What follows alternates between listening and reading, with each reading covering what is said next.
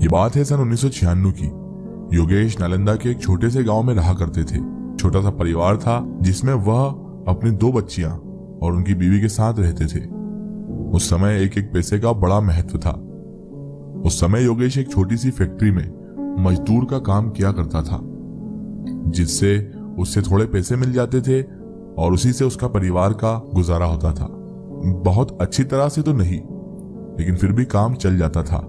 फिलहाल उनका समय तो इसी तरह से चल रहा था, लेकिन अचानक उनके जीवन में एक बहुत ही खतरनाक बदलाव हुआ। योगेश को पैसे चोरी का इल्जाम लगाकर फैक्ट्री से निकाल दिया गया, पर यह बात गलत थी। वह चीख चीख कर कह रहे थे, लेकिन लोगों ने उनकी एक भी नहीं सुनी और उन्हें बेइज्जत करके उस फैक्ट्री से बाहर निकाल दिया गया।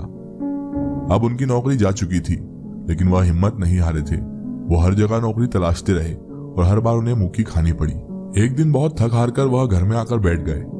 उस समय उनके पास जो पहले से पैसा था वो भी खत्म हो चुका था। कहा जाता है कि जब गरीबी आती है तो आपके अंदर का हुनर भी छीन लेती है। वो अपने घर का हालात देखकर बहुत परेशान थे। अब तो घर में खाने के लिए भी कुछ नहीं था। उनका कहना था वो खुद तो किसी तरह रह लेंगे, लेकिन उनकी बच्ची का क्या होगा, उनकी पत्नी का क्या होगा। ये सब सोचकर अंदर ही अंदर घुट रहे थे और बहुत ही तनाव में थे और उन्हें कुछ भी समझ नहीं आ रहा था कि अब वो क्या करे। हर तरफ से रास्ता बंद हो चुका था। एक समय वो रात को जब एक मंदिर में भगवान का दर्शन करके लौट रहे थे। रात काफी हो चुकी थी, कच्ची सड़क थी, अंधेरी रात, घने पेड़ पर चमगादड़ की फड़फड़ आहट और झिंगुर की डरावनी आवाज थी। उसी बीच चलते चलते अचानक उन्हें अपने सामने एक बूढ़ा व्यक्ति दिखाई दिया। वो रुक जाते हैं। उन्हें लगता है इतनी रात गए कोई बुजुर्ग व्यक्ति यहाँ क्या कर रहा है। वो हल्का डरते डरते उसके करीब गए और पूछा, कौन है आप और इतनी रात को यहाँ क्या कर रहे हैं। बूढ़ा व्यक्ति कुछ देर चुप रहा और फिर बोला, मेरी छोड़ो, तुम बताओ तुम कौन हो। योगेश जैसे ही अपना नाम बोलने जा रहे थे तभी वो बूढ़ा व्यक्ति बोल पड़ा, तुम्हारा नाम योगेश है ना, तुम्हारी 2 बच्ची भी हैं और पत्नी भी। ये सुनकर योगेश के होश उड़ गए और उसके पैरों तले जमीन खिसक गई। उसे लगा, अरे इन्हें कैसे पता चला इतना सब मेरे बारे में। वो डरने लगे और वहां से जाने की कोशिश करने लगे। तभी अचानक उस बूढ़े व्यक्ति ने इनका हाथ पकड़ लिया और कहने लगा, रुको तो, जरा पहले ये तो बताओ आखिर तुम इतने परेशान क्यों हो। योगेश रुक गए और कहने लगे, मुझे अपनी परेशानी आपको बताने से क्या फायदा, वैसे भी तो कुछ होने वाला नहीं है। तो उस बूढ़े व्यक्ति ने कहा, पहले बताओ तो सही, शायद मैं तुम्हारी कोई मदद कर सकूं। तब योगेश ने अपनी पूरी आपबीती उसे सुनाई। तब बूढ़े व्यक्ति ने कहा, मैं जो भी तुम्हें कहूं क्या वो करोगे? इससे तुम्हें बहुत पैसा मिलेगा और तुम्हारी गरीबी भी मिट जाएगी। पैसे की बात सुनकर योगेश अंदर से थोड़ा खुश हो गया और कहने लगा, मेहरबानी करें, मुझे वह उपाय जरूर बताएं, मैं कुछ भी करने को तैयार हूं। अपने परिवार के लिए, अपने बच्चों के लिए, अपनी बीवी के लिए कुछ भी कर सकता हूं। तो बूढ़ा व्यक्ति कहने लगा, ठीक है, मैं तुम्हें बताता हूं, तुम्हें शमशान साधना करनी होगी, बस यही एक जरिया है पैसा लाने का। योगेश कहने लगा, यह शमशान साधना क्या है, मुझे तो इसके बारे में कुछ भी नहीं पता। उस बूढ़े व्यक्ति ने कहा, मैं जो भी तुम्हें बताऊंगा बस वही सब तुम्हें करना है। तुम कल रात 12 बजे से पहले यहाँ इसी जंगल में दक्षिण की ओर आना, पर खाली हाथ नहीं। तुम्हें एक बड़ा सा लाल कपड़ा और एक काला कपड़ा और एक नींबू और साथ में घी का दिया लाना है। और सबसे जरूरी बात, किसी को भी इसके बारे में नहीं बताना है और साथ में किसी को यहाँ तक नहीं लाना है। योगेश ने कहा, ठीक है, मैं ऐसा ही करूंगा, जैसा आप चाहते हैं। और ये कहकर वो अपने घर की ओर लौट गया। बूढ़े व्यक्ति के कहे अनुसार अकेली रात को 11 बजे योगेश सब सामान लेकर बिल्कुल तैयार था। उसकी पत्नी उसे देखकर पूछने लगी, आखिर आप इतनी रात को कहाँ जाने वाले हैं और क्या करने वाले हैं। योगेश ने कहा, मैं 2-4 घंटे के अंदर लौट आऊंगा, तुम परेशान मत होना। और यह कहकर घर से निकल पड़ा।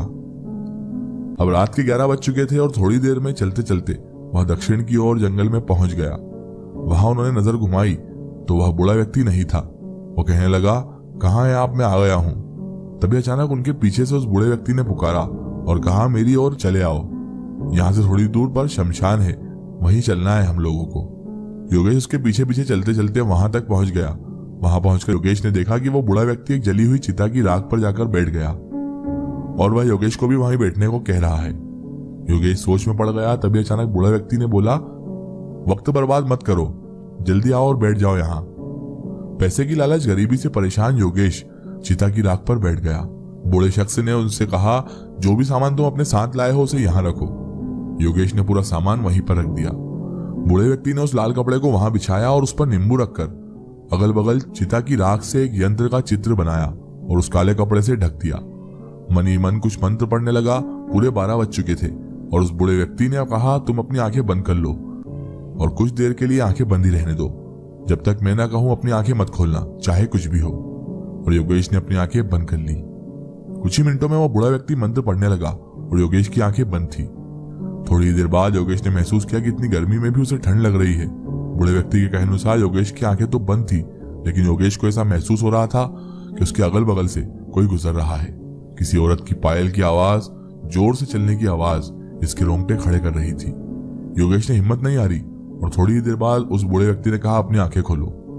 योगेश ने अपनी आंखें खोली और कहा, बाबा और हमें क्या करना होगा? उस बूढ़े व्यक्ति ने कहा, ज्यादा कुछ नहीं करना है।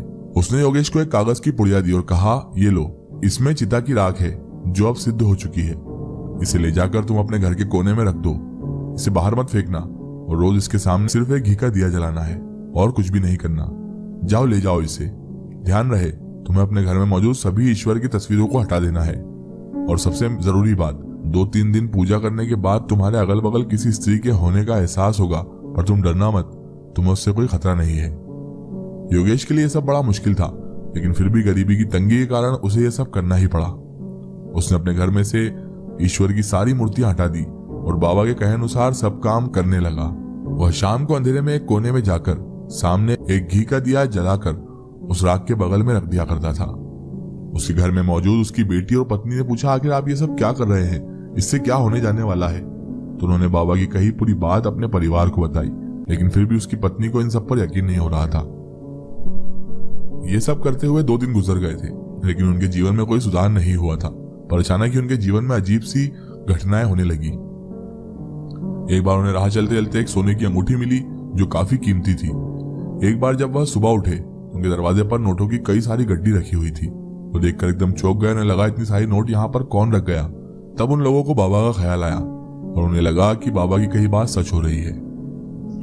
उनके जीवन में अब तेजी से सुधार हो रहा था। जब वह किसी काम को करने जाते तो वह तुरंत ही हो जाता। बना बनाया काम बन रहा था, हर चीज अच्छी हो रही थी। वो लोग धीरे धीरे देखते ही देखते काफी पैसे वाले इंसान हो गए। उनके पास किसी भी चीज की कमी नहीं थी। 2 गाड़ियां उनके दरवाजे पर खड़ी रहती थी और उन्होंने एक बड़ा सा घर भी बना लिया था। अब उनकी गरीबी पूरी तरह मिट गई थी। वो अपने जीवन से पूरा संतुष्ट थे। अब वो कामों में फंसकर पूजा करना भी छोड़ चुके थे। अब उन्हें यह भी ध्यान नहीं था कि हमें पूजा भी करनी है। वह खुद के काम में इतना मसरूफ हो गए कि वह यह सब करना भूल गए और अपनी बड़ी बेटी की शादी भी वह कर गए। उन्हें यह मालूम नहीं था जो काम पहले करना है उसे वह बाद में कर रहे थे। और एक दिन रात को जब योगेश अपनी पत्नी के साथ बेड पर सोए हुए थे तो अचानक उनके बगल से कोई गुजरा। उनकी आंखें खुल गई। उन्होंने कमरे में लाइट को जलाया तो हर तरफ देखा, लेकिन कोई भी नहीं था। अब रात में उन्हें रोज डरावने सपने आते रहे, जिससे उन्हें सपने में जलती चिता पर एक औरत लेटी हुई दिखाई देती थी जो चीख चीख कर चिल्ला चिल्ला कर तड़प रही थी। उनके चेहरे से रंगत उड़ चुकी थी। पहले वाली वह खुशी नहीं झलक रही थी और उनका चेहरा उदास हो चुका था। उसका जीवन फिर से एक बार पलटी खाया। इस बार उन्हें इतनी सताने वाली परेशानी आने वाली थी कि वो लोग सोच भी नहीं सकते थे। अब उनके द्वारा बनाया गया हर काम बिगड़ रहा था। हर काम में रुकावटें आ रही थी। घर में कभी बेटी बीमार पड़ जाती तो कभी पत्नी और कभी तो योगेश खुद ही बीमार हो जाया करते थे। धीरे धीरे आर्थिक स्थिति खराब होने लगी थी और अब इनके साथ प्रेत आत्माओं ने खेल खेलना शुरू कर दिया था। हर रात को उनका परिवार जब सोता था तो हर व्यक्ति को एक भयानक सपना दिखाई देता था। एक बार योगेश को लगा कि उसके सिरहाने कोई सोया हुआ है और उसका गला दबा रहा है और वो बोल भी नहीं पा रहे थे। एक बार तो उन्हें लगा कि उनके पलंग के नीचे भी कोई है। कभी उन्हें लगता कि उनके पीछे कोई है और उन्हें अपने चारों ओर आत्माएं दिखने लगी थी। एक दिन अचानक वो अपने रूम में चिल्ला उठे। उनकी आवाज सुनकर बगल के रूम में सोई उनकी बेटी वह दौड़कर वहां आई और कहने लगी, क्या हुआ? इतनी जोर से क्यों चिल्ला रहे हो? आखिर क्या हुआ आपको? तब योगेश ने अपनी सारी बात उन्हें सुनाई। उनकी यह बात सुनकर उनकी बेटी भी यह कहने लगी कि कुछ दिनों से मुझे भी यही सपने दिखाई दे रहे हैं और मुझे भी बहुत डर लग रहा है। मैं भी एक औरत को देखती हूँ जो चिता पर जलती रहती है। तभी उनकी पत्नी कहने लगी, मैं अपनी बड़ी बेटी को बुलावा भेजती हूँ, कहीं वह भी तो यह सब नहीं देख रही है। योगेश ने कहा, नहीं नहीं, उसे मत बुलाओ, वो भी यहाँ आकर फंस जाएगी, उसे रहने दो।